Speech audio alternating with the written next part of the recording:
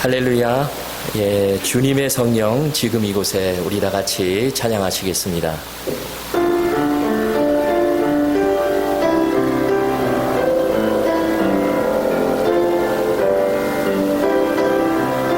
주님의 성령, 주님의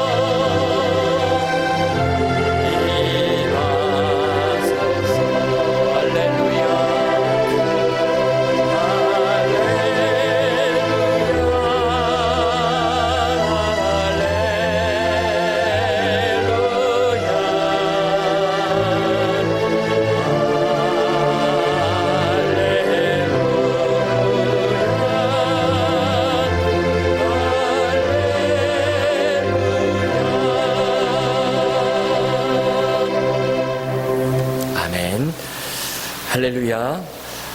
우리 각 가정에서 온라인으로 예배를 드리는 우리 미지용왕교회 성도님 여러분 모두를 우리 예수 그리스도의 이름으로 환영합니다. 이제 우리 다 같이 묵도하심으로 주일 예배를 우리 하나님 앞에 드리시겠습니다.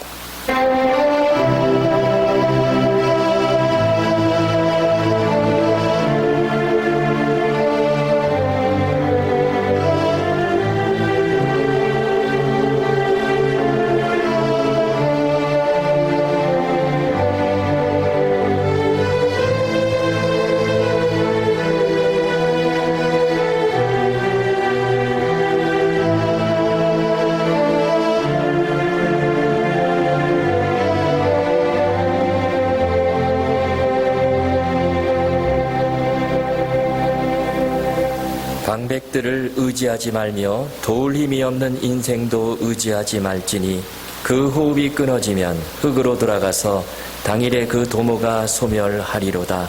야곱의 하나님으로 자기 도움을 삼으며 여호와 자기 하나님에게 그 소망을 두는 자는 복이 있도다. 하나님은 영이시니 예비하는 자가 영과 진리로 예비할지니라. 아멘. 사랑하는 성도 여러분, 우리 하나님께서 기뻐하시는 예배는 우리의 상한 마음과 통회하는 심령이라 하셨습니다. 이 시간 우리 다 같이 지난 날을 돌아보시며 우리 성령님께서 주시는 진실한 마음으로 우리의 입을 열어 하나님 앞에 참회의 기도를 드리는 시간을 갖겠습니다. 다 같이 기도하시겠습니다.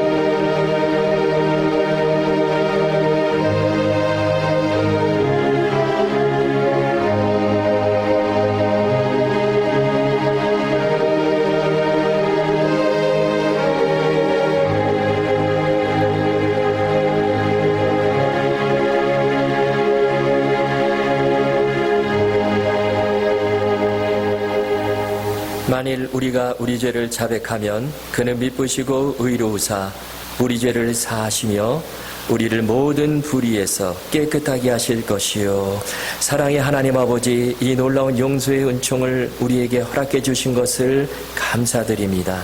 이제는 우리가 법 아래 있지 아니하고 은혜 아래 있기 때문에 더 이상 죄가 우리를 주관치 못할 것을 믿습니다. 이 시간 우리 모두를 다시 한번 성령의 능력으로 강건케 해주시고 충만케 하여 주시옵소서. 예수님의 이름으로 기도하옵나이다. 아멘. 다 같이 사도신경으로 우리의 신앙을 고백하시겠습니다. 전능하사 천지를 만드신 하나님 아버지를 내가 믿사오며 그 외아들 우리 주 예수 그리스도를 믿사오니 이는 성령으로 잉태하사 동정녀 마리아에게 나시고 본디오 빌라도에게 고난을 받으사 십자가에 못 박혀 죽으시고 장사한 지 사흘 만에 죽은 자 가운데서 다시 살아나시며 하늘에 오르사 전능하신 하나님 우편에 앉아 계시다가 저리로서 산자와 죽은 자를 심판하러 오시리라. 성령을 믿사오며 거룩한 공예와 성도가 서로 교통하는 것과 몸이 다시 사는 것과 영원히 사는 것을 믿사옵나이다. 아멘. 우리 찬송가 48장 다 같이 찬송하시겠습니다.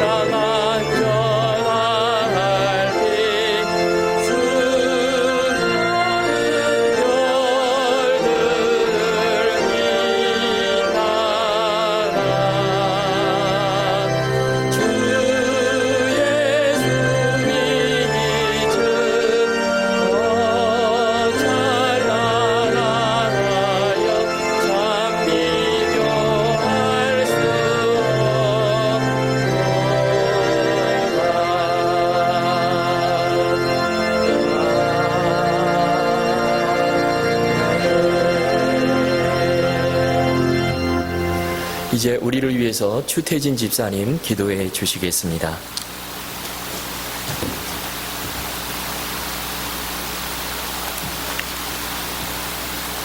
하나님 아버지 감사합니다.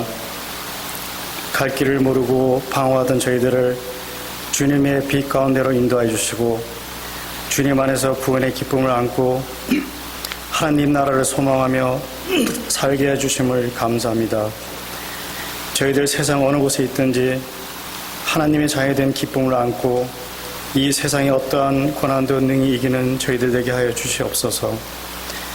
주님을 믿으며 사는 이 기쁨이 얼마나 크고 아름다운지를 말로서가 아니라 우리들의 삶으로 입증하며 사는 동안 아직도 주님을 모르고 사는 이웃들에게 주님의 사랑을 전하며 사는 저희들 되게 하여 주시옵소서.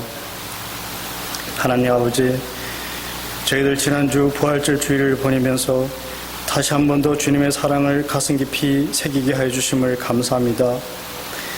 예수님께서 이르시되 나는 부활이요 생명이니 나를 믿는 자는 죽어도 살겠고 무릇 살아서 나를 믿는 자는 영원히 죽지 아니하리라. 이것을 내가 믿느냐? 라고 주님께서 저희들에게 물어오실 때마다 저희들도 예 주님, 주님 그리스도시요 이 세상의 빛으로 오신 하나님의 아들이심을 제가 믿나이다 라고 고백하며 입고 있던 남루한 옷을 벗어버리고 믿음의 새 옷을 갈아입고 못자국이 선명한 주님의 손을 꼭 잡고 일평생 주님과 함께 동행하는 삶을 살겠다고 굳게 다짐하는 저희들 되게 하여 주시옵소서.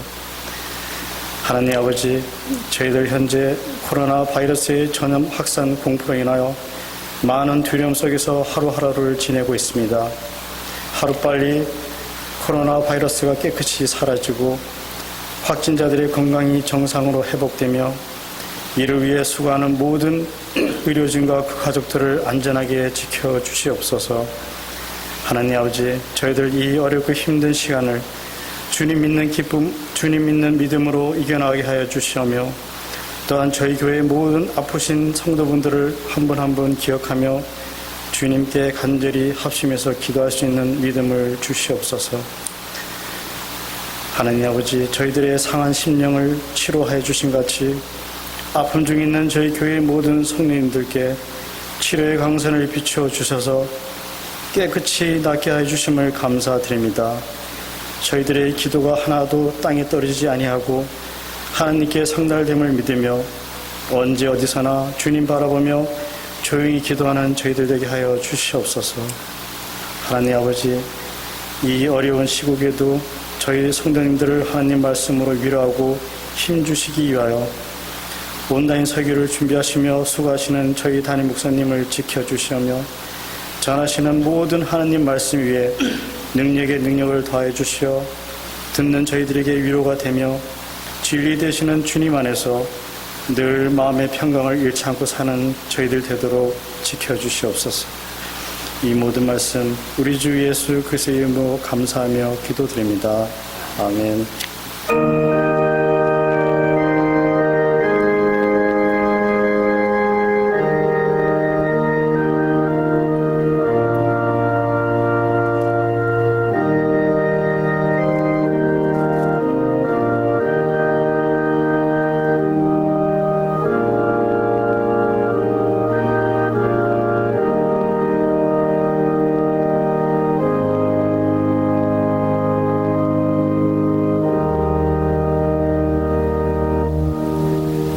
이 시간 우리에게 주실 하나님의 말씀 신약성경 요한복음 20장 19절에서 22절까지 말씀입니다. 제가 가진 신약성경 183면쯤에 있습니다. 요한복음 20장 19절에서 22절까지 말씀을 제가 봉독해 드리겠습니다. 이날 곧 안식 후 첫날 저녁 때에 제자들이 유대인들을 두려워하여 모인 곳의 문을 닫았더니 예수께서 오사 가운데 서서 이르시되 너희에게 평강이 있을지어다. 이 말씀을 하시고 손과 옆구리를 보이시니 제자들이 주를 보고 기뻐하더라. 예수께서 또 이르시되 너희에게 평강이 있을지어다. 아버지께서 나를 보내신 것 같이 나도 너희를 보내노라. 이 말씀을 하시고 그들을 향하사 숨을 내쉬며 이르시되 성령을 받으라. 아멘. 할렐루야.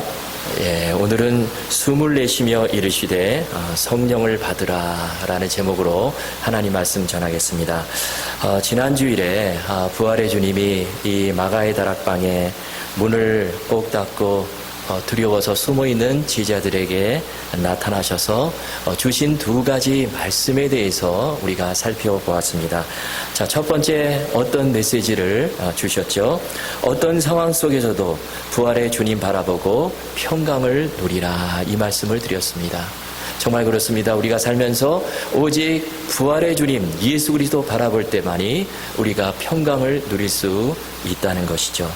또 하나는 믿음 없는 자가 되지 말고 믿는 자가 되라, 이 말씀을 드렸습니다. 우리의 시각과 촉각, 감각에 의존하는 신앙이 아니라 내 경험에 의존하는 신앙이 아니라 이 눈에 아무 증거 아니 배워도 오직 믿음만을 가지고 걸으며 이렇게 날마다 삶 속에서 예수 그리스도 바라보며 그 주님 믿는 믿음을 가지고 살아가라, 그런 말씀을 제가 드렸습니다. 자, 그런데 사실 부활의 주님께서 제자들에게 나타나셔서 주신 말씀은 한 가지가 더 있습니다. 지난 주일에 그것을 다루지 못했는데요. 이 세 가지를 다루다 보면 설교가 너무 좀 길어질까 봐 그래서 두 가지만 말씀드렸는데요. 그래서 오늘은 그 세 번째, 부활의 주님이 지금 문을 닫고 두려워 떨고 있는 제자들에게 주신 또 한 가지 말씀이 있는데 그것에 대해서 전하려고 합니다.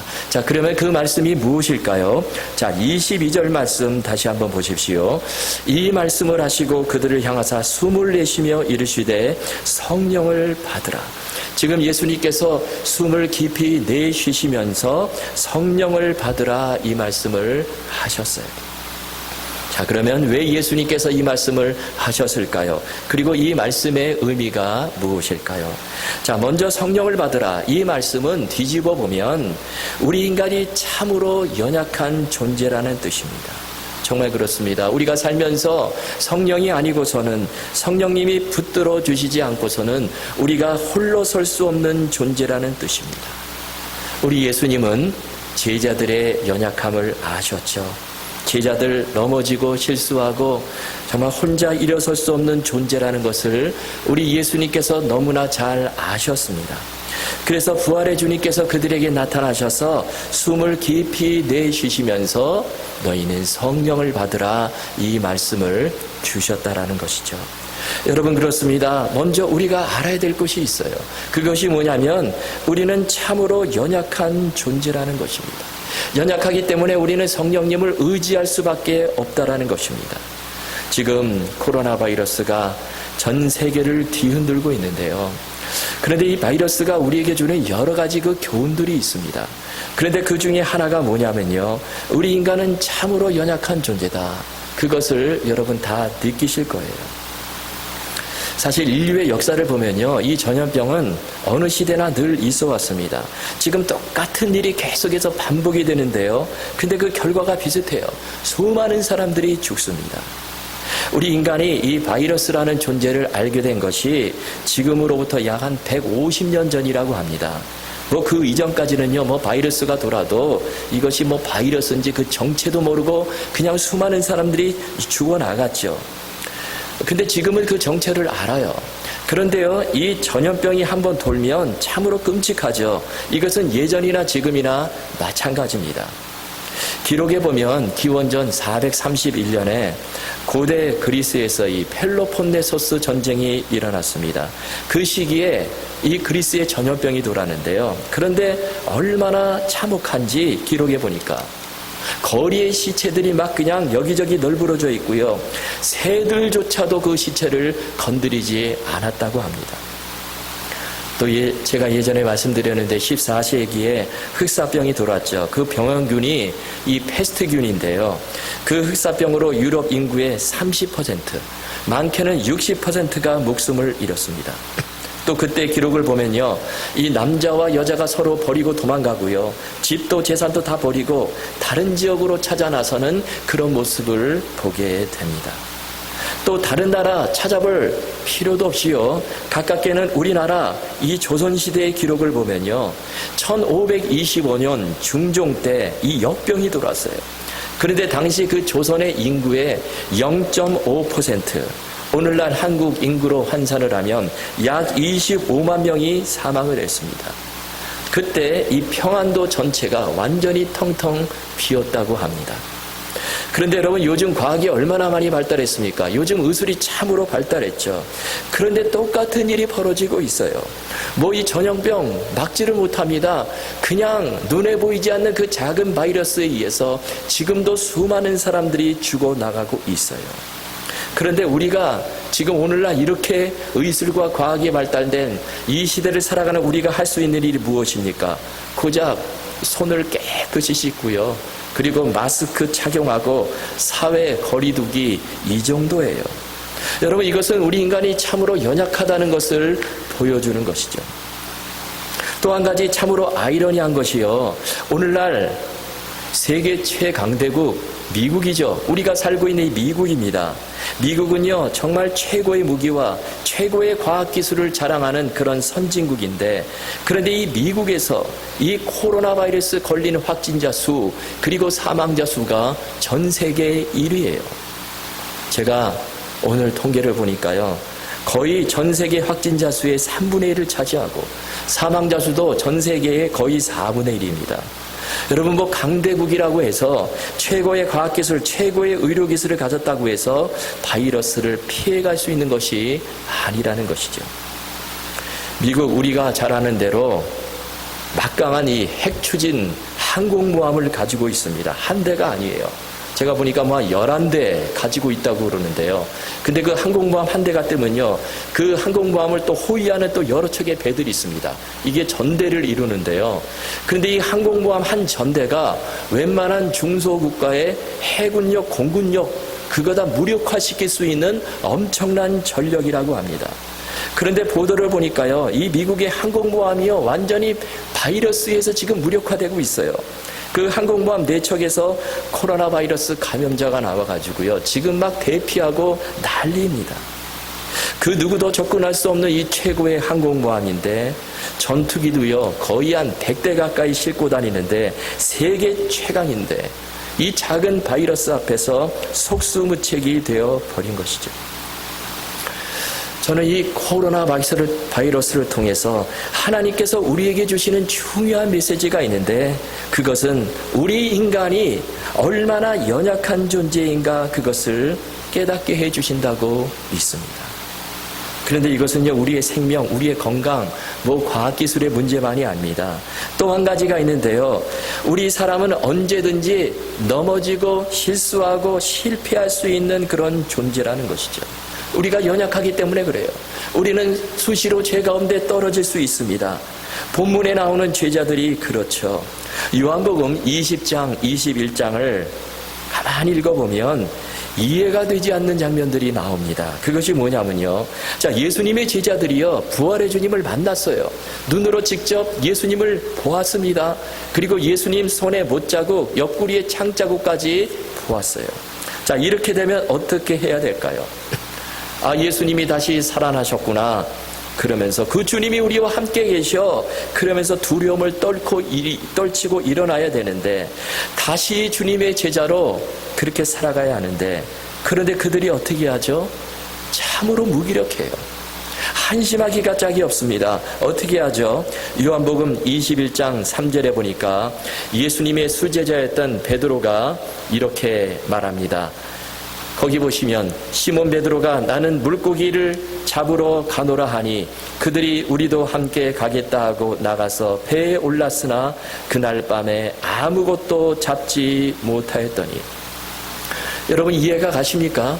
지금 예수님의 수제자 베드로가요, 나는 물고기 잡으러 가겠다, 나는 다시 어부일을 하겠다, 나는 옛생활로 돌아가겠다, 그렇게 말하고 있더라는 거예요. 그러자 다른 제자들도 함께 덩달아 우리도 함께 가겠다, 그러면서 실제로 갈릴리 바다에 가서 물고기를 잡습니다. 그런데 그 전에 그들은 부활의 주님을 보았어요. 주님께서 다시 살아나셨습니다. 그리고 너희에게 평강이 있을지어다, 너희는 믿음 없는 자가 되지 말고 믿는 자가 되라, 이 말씀까지 주셨는데, 그러면 정신을 차리고 다시 일어나서 주님 우리를 받아주십시오, 우리가 주님 따라가겠습니다, 그렇게 해야 되는데 이게 웬일이죠? 그들이요 다시 갈릴리 바다로 돌아가서 물고기를 잡더라는 것입니다. 그리고 그 일에 수제자 베드로가 앞장을 서죠. 여러분, 이것은요, 제자들이 얼마나 연약한 존재인가, 그것을 단적으로 보여주는 장면입니다. 그런데 이것은 이번만이 아니죠. 예수님을 가장 잘 따랐던 수제자 베드로, 그가 어떻게 말했습니까? 예전에 주는 그리스도시요 살아계신 하나님의 아들이십니다, 이렇게 고백했습니다. 뿐만 아니라 내가 주와 함께 죽을지언정 절대로 주님을 부인하지 않겠습니다, 이런 말도 했어요. 그런데 그런 베드로 어떻게 하죠? 예수님께서 잡히시자 예수님을 3번이나 모른다고 부인을 해버렸죠. 어디 베드로만 그렇습니까? 다른 제자들도 마찬가지죠. 예수님과 함께 3년 동안 동고동락했던 제자들인데 주님께로부터 수많은 말씀을 듣고 또 수많은 기적도 보았는데, 그런데 어떻게 합니까? 그런 와중에서 내가 크니 뭐 그러면서 싸우고요. 그리고 막 혈기도 부리고요. 그리고 십자가 고난 앞에서 다 예수님을 버리고 도망을 쳐버렸습니다. 여러분, 이것이 제자들의 모습이고 바로 우리 인간의 모습이죠. 우리가 절대로 강한 존재가 아니라는 것입니다. 여러분, 우리는 약한 존재임을 알라라는 거예요. 본문에서 예수님께서 숨을 내쉬시면서 성령을 받으라 말씀하신 것은요, 우리가 연약한 존재이기 때문에 성령님이 우리를 붙잡아 주시지 않으면 언제든지 우리가 넘어지고 쓰러지고 실수할 수 있기 때문에, 실패할 수 있기 때문에 주님은 성령을 받으라 말씀하셨던 것이죠. 성경에 보면 우리 사람을 강한 존재로 묘사하지 않습니다. 우리 하나님은 전능하신 분, 강한 존재로 그렇게 묘사하지만 우리 인간은 참으로 연약한 존재로 묘사를 하고 있습니다. 그래서 베드로전서 1장 24절에 보면 이렇게 말씀하죠.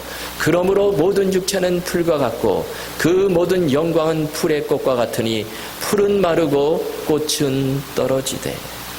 또 잠언 27장 1절에 보면 이렇게 말씀합니다. 너는 내일 일을 자랑하지 말라. 하루 동안에 무슨 일이 일어날는지 내가 알 수 없음이니라.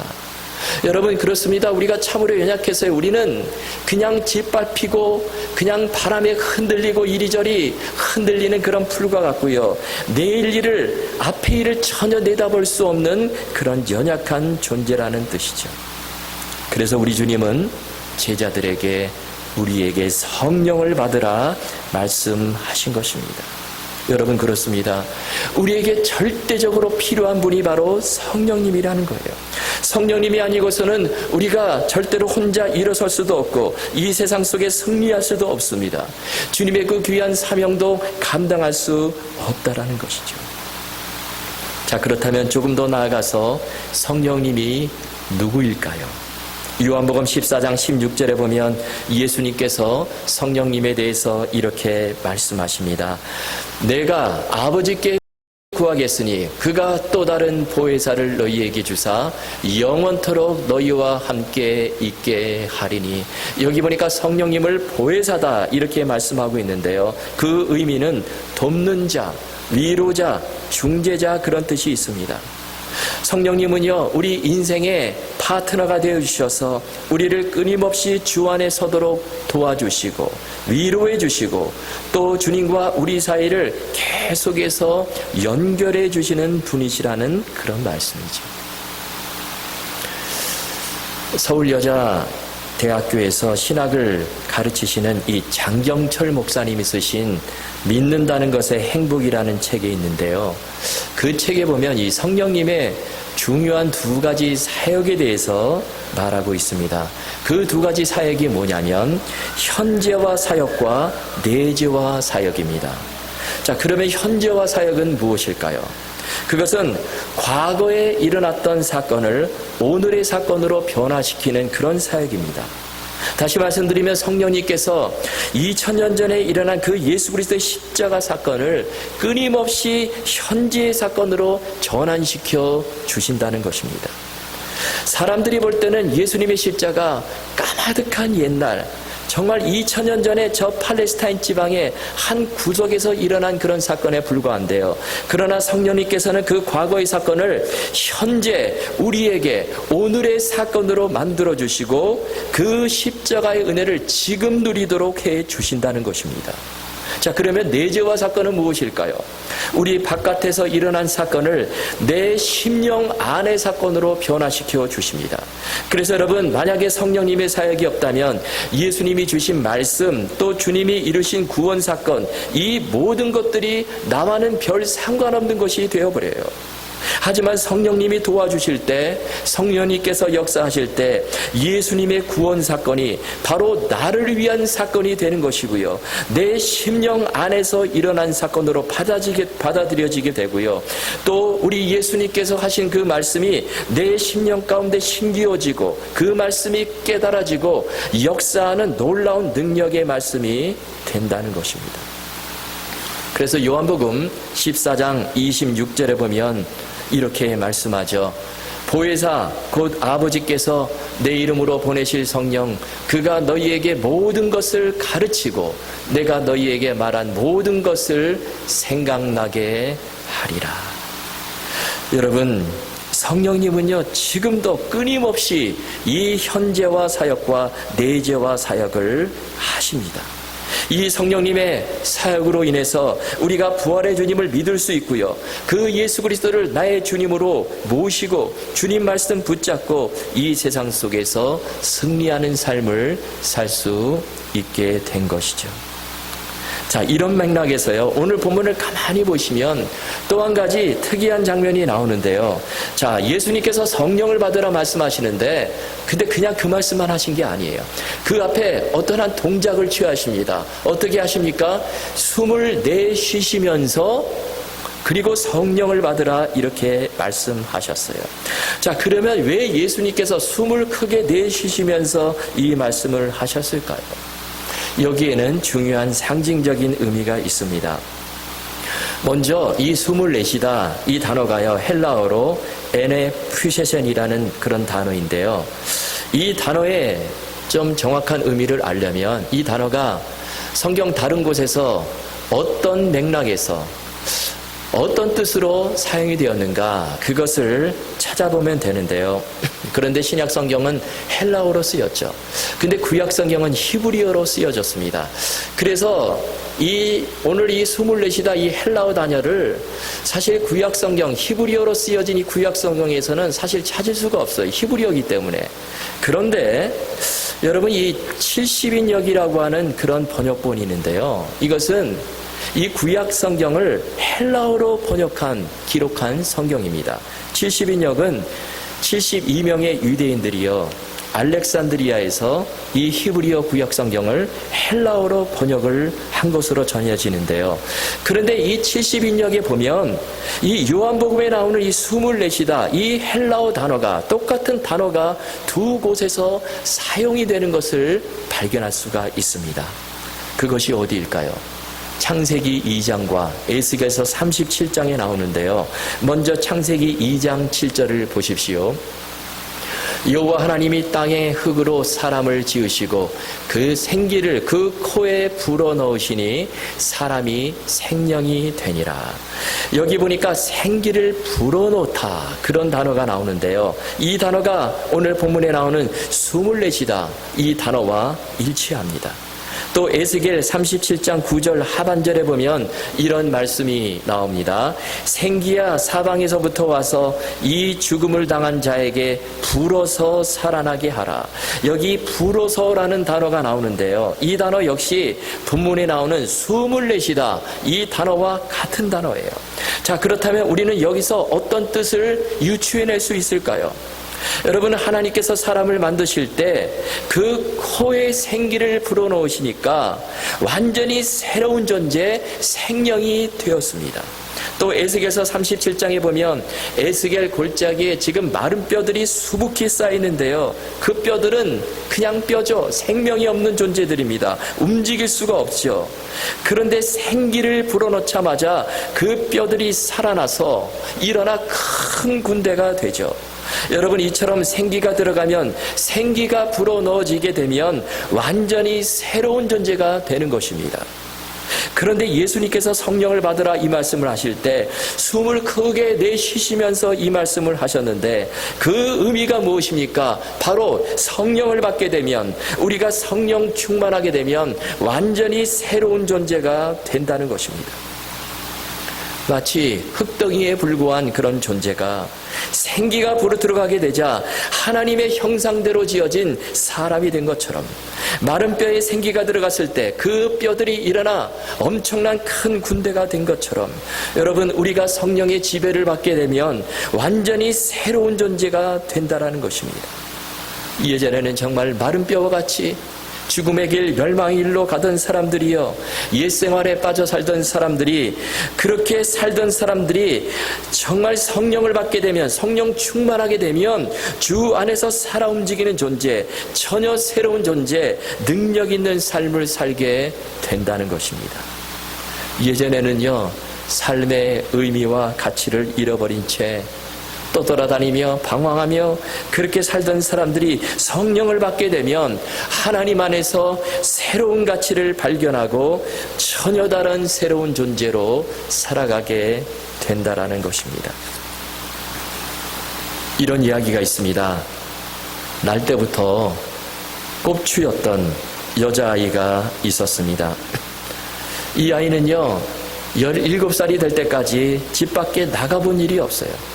자신의 모습이 너무나 창피해서 나갈 수가 없는 것이죠. 그리고 또 얼마나 열등감이 심했는지 부모님은 그 아이를 학교에 보낼 생각조차 못했습니다. 그래서 그냥 집에서 자라나게 되는데요. 그런데 17살이 되던 어느 날에 어떤 사람이 찾아와서 그 꼽추 소녀에게 마침 지금 교회에서 사경회가 열리는데 함께 가자고 하는 거예요. 처음에 안 간다고 계속해서 버티는데요, 자꾸 가자고, 딱 한 번만 가자고. 그러니까 큰 마음 먹고 함께 교회에 갔습니다. 17년 만에 처음으로 교회에 가게 된 것이죠. 집을 나서게 된 것입니다. 그런데 마침 강사 목사님이요, 그때 이 성령님에 대해서 말씀하고 있었어요. 그 목사님은 말씀을 다 전하고 나서 갑자기 이런 말을 하는 것입니다. 여기 참석한 여러분들에게 제가 시간을 잠시 드릴 테니까 다 밖으로 나가서 뭐 들이든지 산이든지 어디든지 가서 지금은 성령님께서 여러분에게 무엇을 깨닫게 해주시는지 귀를 기울이고 들어보십시오. 그리고 다시 이 자리에 모이십시오. 그런 말을 하는 거예요. 그래서 할 수 없이 다 나가니까요, 이 꼽추 소녀도 함께 밖으로 나갔습니다. 그런데 다른 사람들 보니까요, 다 3, 4, 5 짝을 지어가지고 그냥 뭐 나무 그늘 아래 앉아가지고 막 이야기도 나누고 막 그러는데요, 이 꼽추 소녀는 사람들에게 다가갈 수가 없어요. 너무 창피해서 다가갈 수가 없습니다. 그래서 사람 없는 곳을 찾다 보니까 어느 한적한 곳을 발견하게 되었는데요, 거기에 벤치가 있는 거예요. 그래서 벤치에 혼자 앉았는데 보니까 마침 앉은 곳이 옆에 이 쓰레기통이 있는 거예요. 그래서 이 꼽추 소녀가 생각하기를, 그러면 그렇지, 내가 앉은 곳이 왜 하필이면 이 쓰레기통 옆인가? 내 인생은 쓰레기야. 그런 생각을 하는 것입니다. 나는 어디 가든지 쓰레기로 살 수밖에 없구나. 그렇게 자책하며 있는데요. 그런데 한 소년이 다가오더니 그 쓰레기통을 손으로 뒤지면서 뭔가를 찾는 것입니다. 그래서 꼽추 소녀가 참 궁금해지는 거예요. 그래서 난생 처음 용기 있게 다른 사람에게 말을 건넸습니다. 쓰레기통을 왜 뒤지세요? 그러자 그 소년이요, 내가 캔이나 지금 종이를 찾고 있는데 이거를 팔면 돈이 되는데 지금 우리 할아버지 할머니가 편찮으신데 그걸 팔아서 약을 사드리려고요. 그렇게 말하는 것입니다. 그때 이 꼽추 소녀 마음 가운데 이 성령님께서 깨닫게 해주시는 그 깨달음이, 음성이 들려오는 거예요. 그렇지, 저 쓰레기도 쓸모가 있구나. 그래, 나 같은 쓰레기도 쓸모가 있지. 그러면서 저 쓰레기를 팔면 약값이 되는데 나도 병들어 누워있는 사람들을 위해서 쓸모있는 인생을 살면 어떨까, 그런 생각이 드는 거예요. 그 후에 이 소녀는 큰 결심을 하고 양로원으로 들어갔어요. 그래서 거기서 편찮은 노인들을 위해서 평생을 봉사하는 인생을 살게 되었다라는 것입니다. 실화예요. 여러분, 전혀 다른 새로운 삶을 살게 된 것이죠. 여러분, 우리 성령님께서 역사하시면 누구든지 이런 새로운 삶을 살 수 있다라는 것입니다. 나는 가치 없고 쓸모가 없어. 그게 아니라 참으로 놀라운 인생, 의미 있고 가치 있는 인생을 살 수 있다라는 것입니다. 예수님의 제자들 어부였죠. 평생을 물고기 잡아먹고 사는 그런 사람들인데 매일 그날이 그날이고 정말 다람쥐 쳇바퀴 도는 그런 삶을 살아가는데요. 그런데 예수님을 만나고 성령을 받고 나서 전혀 다른 새로운 인생을 살아가게 되죠. 그들에 의해서 초대 교회가 세워지고요. 예수 그리스도의 증인이 되어 살아갑니다. 두려워 떨던 그들이요, 용기를 가지고 담대하게 나가서 복음을 전하고 능력 있는 삶을 살아갑니다. 그리고 거의 모든 제자들이 다 순교의 자리에 나아가는 거예요. 여러분, 성령 받으면, 성령 충만하면 이런 놀라운 삶을 살 수 있다는 것입니다. 중요한 것은 내가 성령의 사람인가 하는 것입니다. 지금 내가 성령님의 지배를 받고 있는가 하는 거예요. 우리가 예수 믿는 순간 성령님이 내 안에 들어와 내주하십니다. 그 성령은 우리를 영원토록 떠나지 않고 우리 안에 계십니다. 그런데 중요한 것은 내가 계속해서 그 성령님의 지배를 받고 있는가 하는 것입니다. 내가 성령님께서 행하시는 대로 행하는가 하는 거예요. 내가 성령님에 의해 이끌림을 받는가 하는 것입니다. 내가 성령 충만한 삶을 살고 있는가 하는 거예요. 만약에 그러한 삶을 산다면 우리의 삶은 달라질 것입니다. 놀라운 변화가 나타날 것입니다. 우리에게 성령의 은사가 나타나고 성령의 열매가 맺혀지게 될 것입니다.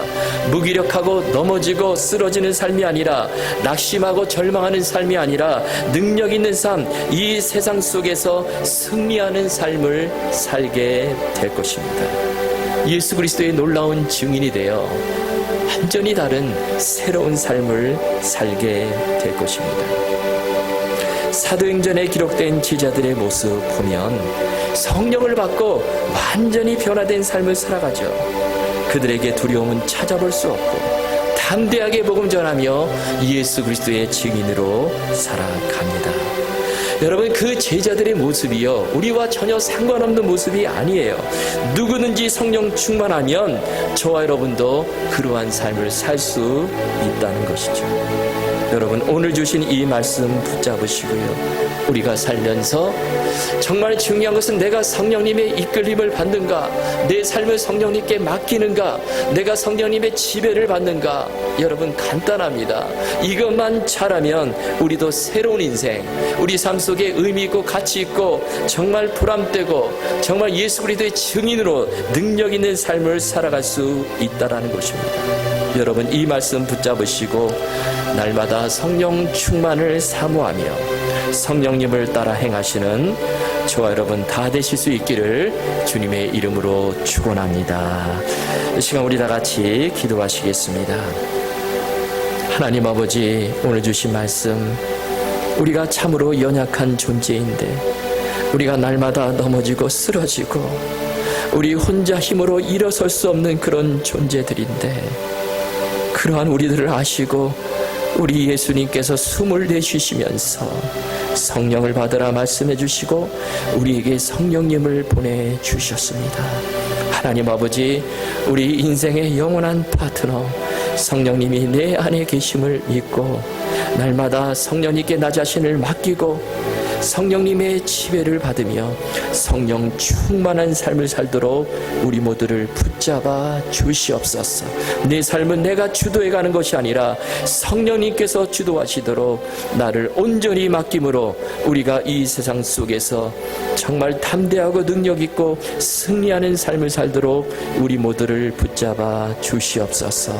이 모든 말씀을 예수님의 이름으로 기도하옵나이다. 아멘. 우리 찬송가, 새 찬송가 191장, 통일 찬송가 427장 다 같이 찬송하시겠습니다.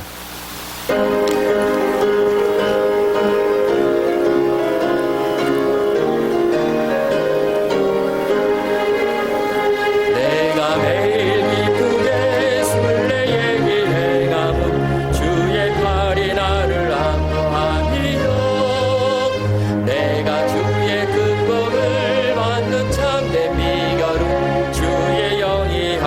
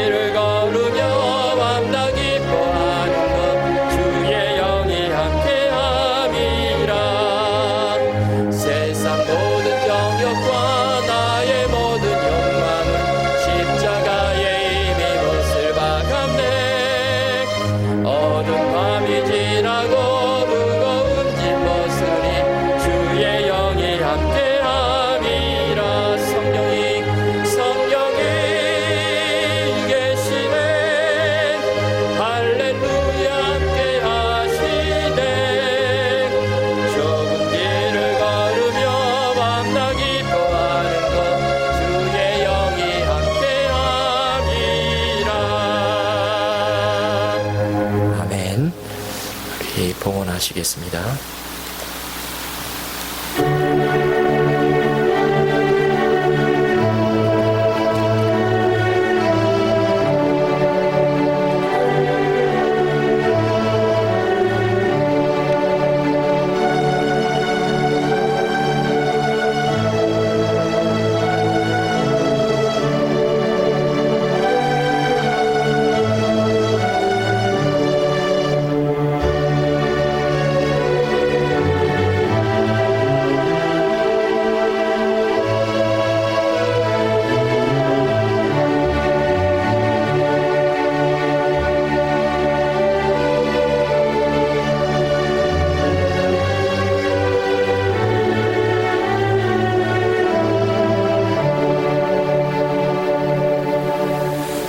하나님 아버지 감사합니다. 우리가 이 힘든 세상 살아가는데 때로는 우리가 너무나 연약해서 넘어지고 실수하고 낙심하고 절망하고 그렇게 살아가는 우리들 주님께서 불쌍히 여겨주시고 우리에게 성령님 보내주시고 그 성령님을 통해서 우리를 붙들어 주시고 일으켜 주시고 회복시켜 주시고 주 안에 살도록 날마다 인도해 주시니 참으로 감사를 드립니다. 하나님 아버지 이 시간 이러한 풍성한 하나님의 은혜와 사랑 감사하는 마음으로 저희들 물질을 구별해서 우리 하나님 앞에 올려드립니다. 하나님 이 예물을 받아주시고 이 예물이 사용되지는 곳에 아버지 하나님 지금도 주님을 모르고 방황하고 멸망길로 치닫는 많은 영혼들이 주님께로 돌아오고 아버지 하나님 또한 성령님 의지하며 날마다 일어나고 정말 회복되어지고 정말 주님의 제자로 주님 은혜 가운데 살아가는 그런 귀한 일에 이 예물이 사용되지도록 축복해 주시옵소서.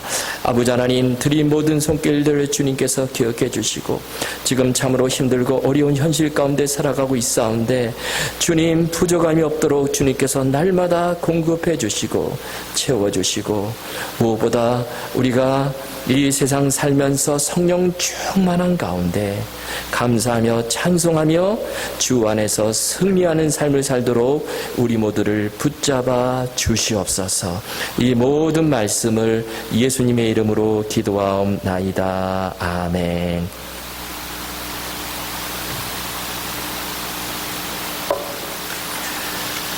예, 오늘 우리 주일 예배, 가정에서 온라인으로 주일 예배 드리시는 여러분 모두를 다시 한번 우리 예수 그리스도 이름으로 환영합니다.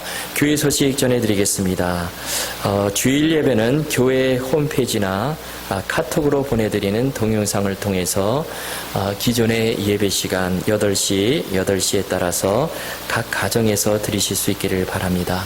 우리 똑같이 공예배에 참여하는 심정으로 경건한 마음과 단정한 복장으로 모두 가정에서 주일 예배를 드리실 수 있기를 바랍니다. 매주 화요일부터 토요일까지 목사님의 새벽 말씀 묵상 음성 파일을 카톡으로 보내드립니다. 이 말씀 들으시고 여러분 하루를 말씀과 기도로 시작하셔서 늘 승리하실 수 있기를 바랍니다. 그리고 계속해서 우리 다음 기도 제목을 위해서 기도해 주시기 바랍니다. 코로나 바이러스가 속히 사라지게 하여 주옵소서. 모든 성도님들을 질병으로부터 보호해 주시고 우리 교회와 직장 자녀들의 학교를 지켜 주옵소서. 온 성도님들이 마음과 뜻과 정성을 다해 가정에서 드리는 예배에 참여하고 은혜 받는 시간 되게 하여 주옵소서. 교회에서 드리는 공예배가 잠시 중단된 가운데 있지만 온 성도님들이 늘 성령 충만하고 하나님 더 가까이 하는 삶을 살게 하여 주옵소서. 그리고 우리 교회 아프신 분들 다 기억하시고 하나님의 치료의 은혜가 임하게 하여 주옵소서. 여러분 이 기도 제목을 놓고 계속해서 기도해 주시기 바랍니다. 이제 우리 파송 찬송 부르시겠습니다.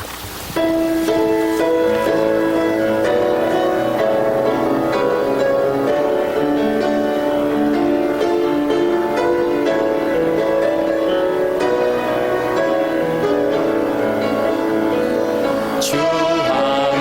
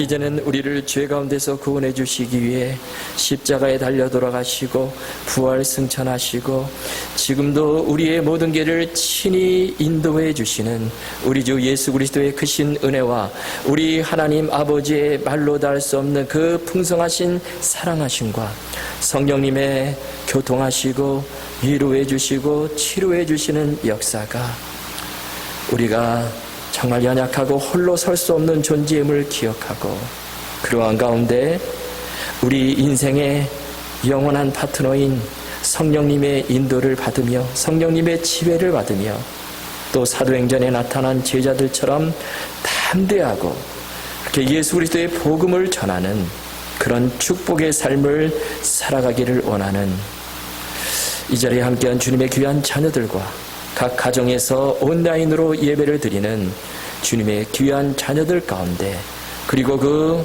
가정과 일터와 사업 위에 그리고 이 교회 가운데 선교사님들 위해 이제로부터 영원토록 항상 함께 하시옵기를 간절히 축원하옵나이다. 아멘.